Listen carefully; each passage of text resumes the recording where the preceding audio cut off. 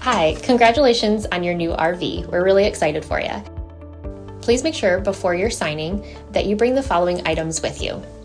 If you're a cash buyer, please make sure that you bring a cashier's check, no personal checks at time of signing, or you may bring actual cash. If you're a finance customer, please make sure that you bring proof of insurance listing your specific lien holder. If you need that information, please call us ahead of time. Also, make sure that you bring all valid driver's license of all persons that will be listed on the title. If you have a trade that you're trading in with us, please make sure that you bring your 10-day payoff as well as your title and all persons who will be listed on the title of that trade. Arrive 30 minutes early before your appointment time so we can properly inspect your unit, and also make sure that you have the fridge on and running prior to arrival. If you have any questions, please feel free to give us a call at 810-686-0710. Thanks so much. Have a great day.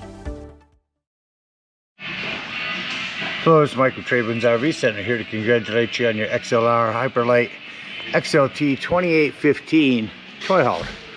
I'm here to walk you guys around it, show you how to use a few things, get the best out of your camping experience. Let's start by talking about arriving at the campsite. A couple things to take into consideration: your awning, more importantly, your slide. Make sure there's plenty of room for that slide to come in and out unhindered, preferably nothing hanging over top of it. Then I want you to think about where your power water connections are going to be.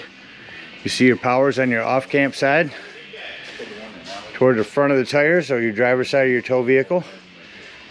And then your water is going to be directly behind the front on your off-camp side or your driver's side of your tow vehicle.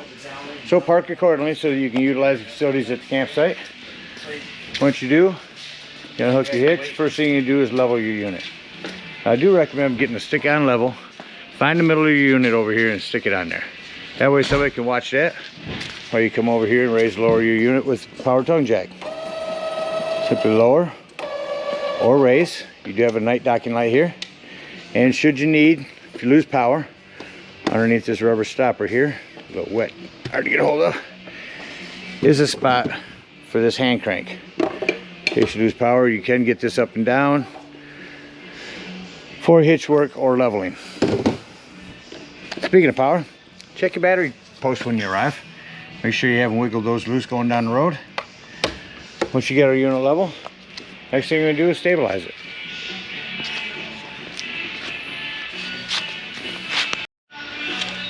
Coming up here behind this panel here, here's your power stabilizing jacks. Simply hit extend. As these come down, I want to recommend jack pads. Jack pads are going to protect your feet of your stabilizing jacks from dirt, debris, hot blacktop in the summer. As you notice, sometimes one side will come down before the other. Pick up a 4-pack of those with your 10% off coupon and run these down on top of them. Now you're only going to want to run these down until they're taut. Remember, these are stabilizing jacks, not leveling jacks. Get your unit level with your tongue jack first, and then run these stabilizing jacks just down until they're taut. Sometimes you have to push down on your feet to get them level.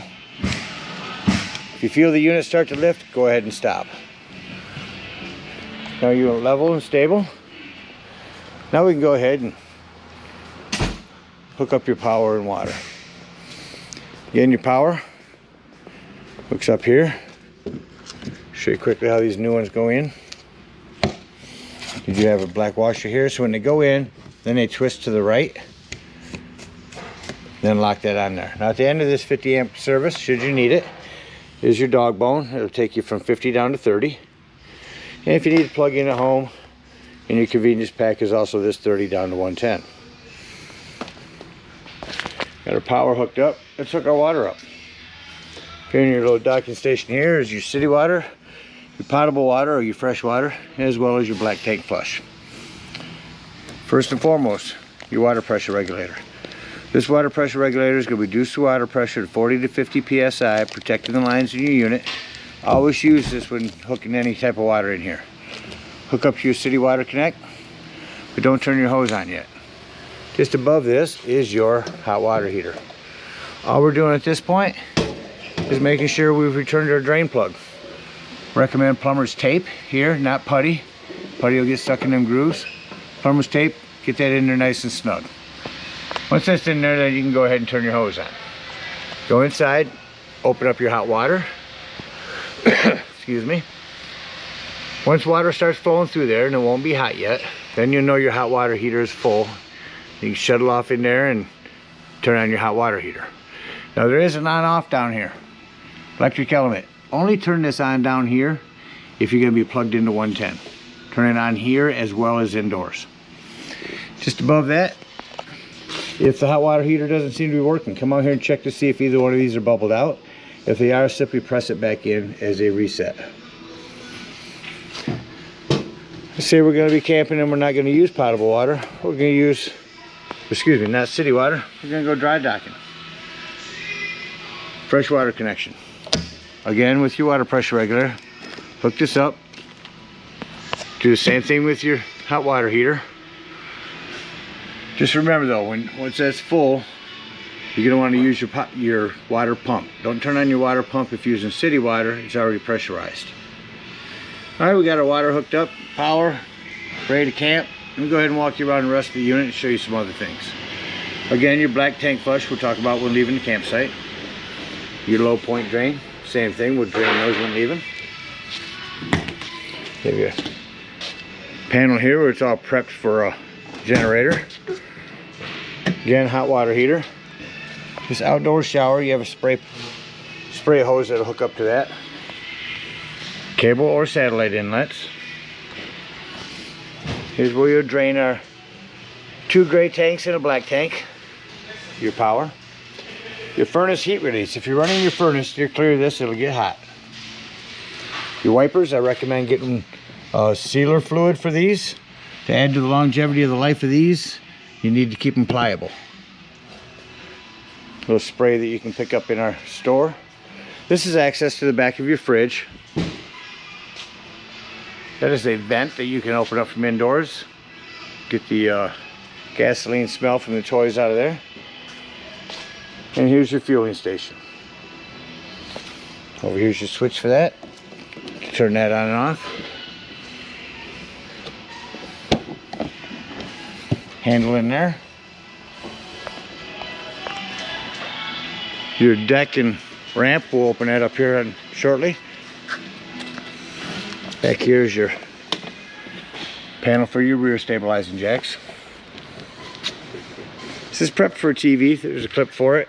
110 and cable hookup for that if you want to watch TV out here. Your awning and outdoor speakers. We'll run that awning out, show you how far to run those out. Get out toward the front, you have your pass-through storage. Turn the light on in here. This is a little docking light. This is a light for underneath here, your storage. This is your battery disconnect. That'll come important later when we talk about your carbon monoxide detector. Here's a cover for your propane tanks. Speaking of propane, they are on a regulator. Simply turn it toward the tank you wish to be using. Lefty-loosey to open. Again, your battery post. And we're back around to the off campsite.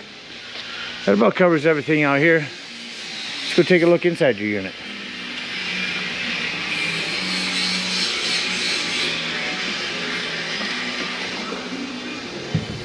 Coming up inside your unit, first thing I always point out, make sure that you and everyone that's camping with you knows that the fire extinguisher is located by the entry doorway in case of an emergency. Also coming in the door, right at your feet, is that 12-volt carbon monoxide detector. Again, the reason I mentioned it's 12 volt, it's always running off your battery. So if you're going to be gone to the day, nothing plugged in to charge your battery, use that battery disconnect to keep this from running your battery down. Just to the left of that, floor vacuum. Simply lift it, sweep away. Come into your hallway here, turn on your lights here. Step, flood, awning lights, accent lights, scare light. We'll start at the top. Here's your max air vent. There's your vent that's over here. You can open this here. 4 different levels. It's a really strong vent. Thermostat. Turn on high fan. Let's start with your AC unit. It's on 59. Should kick on here. There goes your AC unit. Shut your AC off. We'll go over to the furnace. AC will shut off quickly. And there goes your furnace. Now shut your furnace off. Note that it's going to take a couple minutes for it to shut off. Here's your bed lift power. Control from here. We'll run that down in a moment. Here's where you start your generator if you hook that up. Here's where you turn on your water pump. Here's where you turn on your water heater. Here's where you turn on your tank heaters if you're in inclement weather. There's your fuel pump cut off. You can shut that off from in here. And all of your lighting and your awning extend and retract. I'm going to extend that out real quick. What I talk about up here is where you check your tanks. So your brand new battery. Here's where you can hold that down and tell when your potable water is full. That's your fresh tank. There's your other empty ones. Hit extend on this awning. Run that out real quick. Show you how far to run that. Big awning. Runs almost the whole length of the unit. Here's your awning light. So when you see that flap fall down and you can see your black bar, that's as far as you want to run that down. It retracts and it comes in rather quickly. On the arm down there, you can pull down on that and change the pitch of your awning to drain water away from your campsite. Just gonna get that ran in real quick. Shut off your awning light and continue in here. Come around your unit, your Connex TV with soundbar. You have a remote around here somewhere.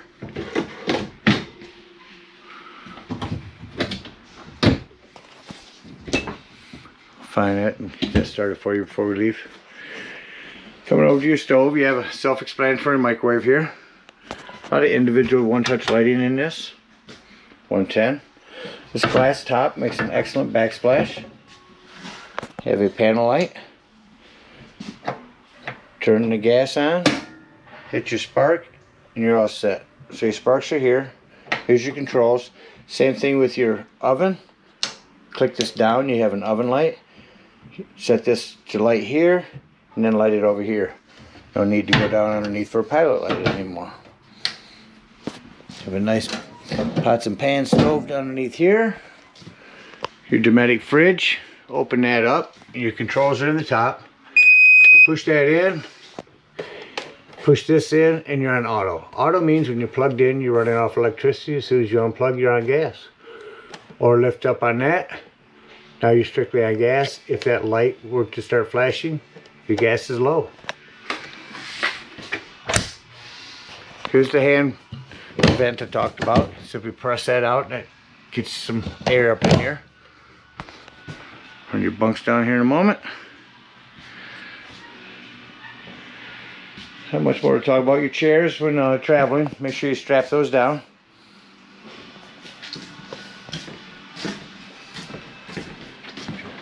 Coming back into your bathroom. Turn the lighting on in here. Thing I want to mention in here, you do have another max air vent in here, as well as this is where your 110 with GFCI resets at. Over here, another vacuum system.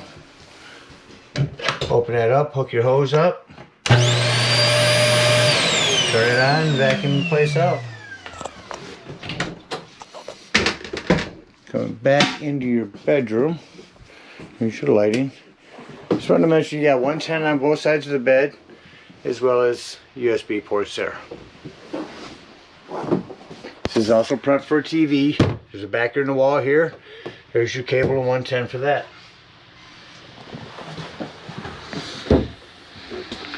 That about covers everything in here. I'm going to run these beds down and show you how to do those. So over here, hit down. So I have all those laps flipped forward. Just going to take your bed up.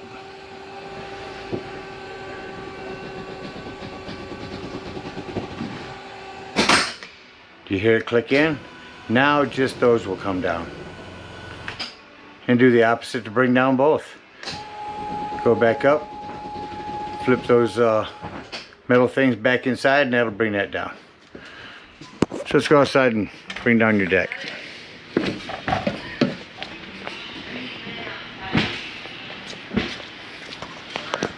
You see, I have a lock here. For easy process, I'm going to set this back here and let you watch me do that.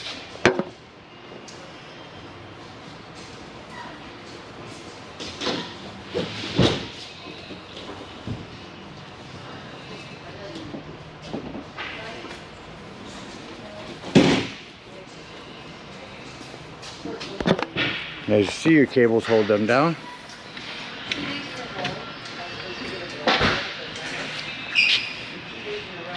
Setting your deck up.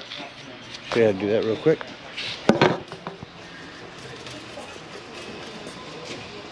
Lift this up.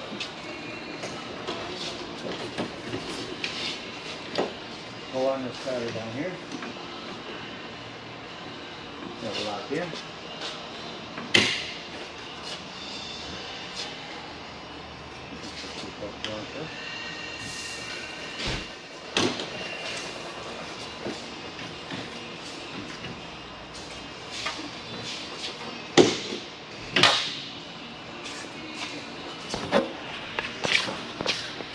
So this will snap right in here.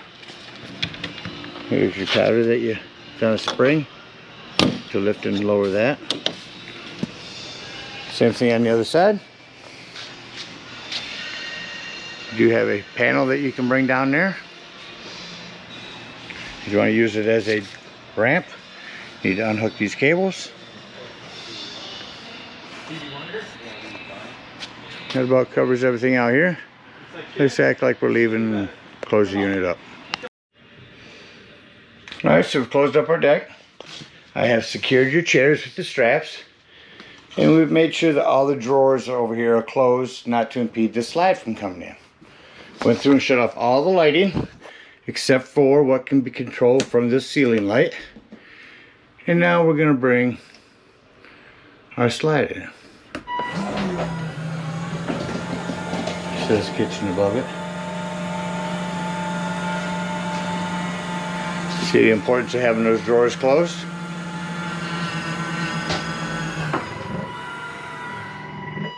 And just that quick it's in.